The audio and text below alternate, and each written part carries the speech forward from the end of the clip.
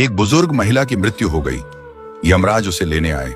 महिला ने यमराज से पूछा, आप मुझे स्वर्ग ले जाएंगे या नरक? यमराज बोले, दोनों में से कहीं नहीं। तुमने इस जन्म में बहुत ही अच्छे कर्म किए हैं, इसलिए मैं तुम्हें सीधे प्रभु के धाम ले जा रहा हूं। बुजुर्ग महिला खुश हो गई और बोली, धन्यवाद, पर मेरी आपसे एक विनती है। मैंने यहां धरती पर सबसे स्वर्ग नरक के बारे में बहुत सुना है। मैं एक बार इन दोनों जगहों को देखना चाहती हूं। यमराज बोले, तुम्हारे कर्म अच्छे हैं, इसलिए मैं तुम्हारी यह इच्छा पूरी करता हूं।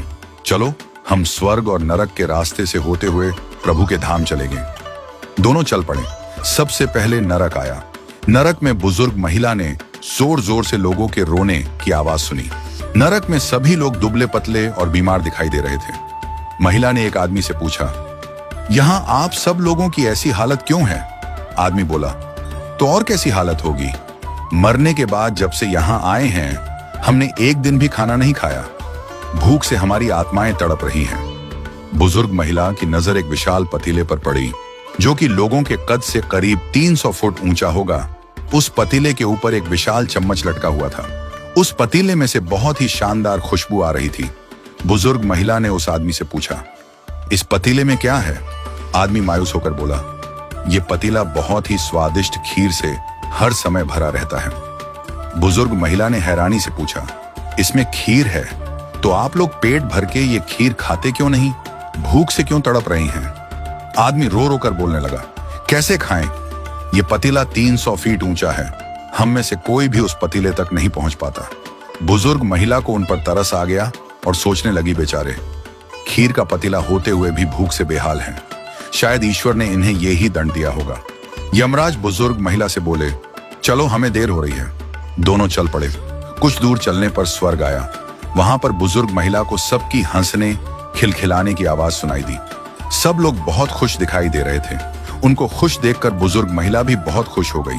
पर वहां स्वर्ग में भी बुजुर्ग महिला की नजर वैसे ही 300 फुट ऊंचे पतीले पर पड़ी जैसा नरक में था। उसके ऊपर भी वैसा ही चम्मच लटका हुआ था।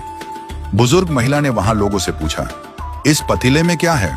स्वर्ग के लोग बोले, इसमें बहुत स्वादिष्ट खीर है। बुजुर्ग महिला हैरान हो गई। उनसे बोली, पर यह पतीला तो 300 फीट ऊंचा है। आप लोग तो इस तक पहुंच ही नहीं पाते होंगे। उस हिसाब से तो आप लोगों को खाना मिलता ही नहीं होगा। आप लोग भूख से बेहाल होंगे। पर मुझे तो आप सभी इतने खुश लग रहे हो, ऐसे कैसे? लोग बोले, हम तो सभी लोग इस पतीले में से पेट भर के खीर खाते हैं। महिला बोली, पर कैसे? पतीला तो बहुत ऊंचा है। लोग बोले, तो क्या हो गया, पतीला ऊंचा है तो? यहाँ पर कितने सारे पेड़ हैं। ईश्वर ने ये पेड़ पौधे, नदी, झरने हम मनुष्यों के उपयोग के लिए तो बनाए हैं। हमने इन पेड़ों की लकड़ियां ली, उसको काटा, फिर लकड़ियों के टुकड़ों को जोड़ के विशाल सीढ़ी का निर्माण किया। उस लकड़ी की सीढ़ी के सहारे हम पतीले तक पहुंचते हैं और सब मिलकर खीर का आनंद लेते हैं। बुजुर्ग महिला यमराज की तरफ देखने लगी। यमराज मुस्कुराए और बोले, ईश्वर ने स्वर्ग और नरक मनुष्यों के हाथों में ही सौंप रखा है। चाहे तो अपने लिए नरक बना लें, चाहे तो अपने लिए स्वर्ग। ईश्वर ने सबको एक समान हालातों में डाला है। उसके लिए उसके सभी बच्चे एक समान हैं। वो किसी से भेदभाव नहीं करते। वहां नरक में भी पेड़ पौधे सब थे, पर वो लोग खुद ही आलसी हैं। उन्हें खीर हाथ में चाहिए। वो कोई कर्म नहीं करना चाहते, कोई मेहनत नहीं करना चाहता, इसलिए सब भूख से बेहाल हैं। यही तो ईश्वर की बनाई इस दुनिया का नियम है।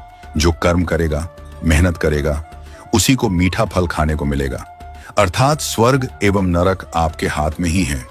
मेहनत करें, अच्छे कर्म करें और अपने जीवन को स्वर्ग बनाएं।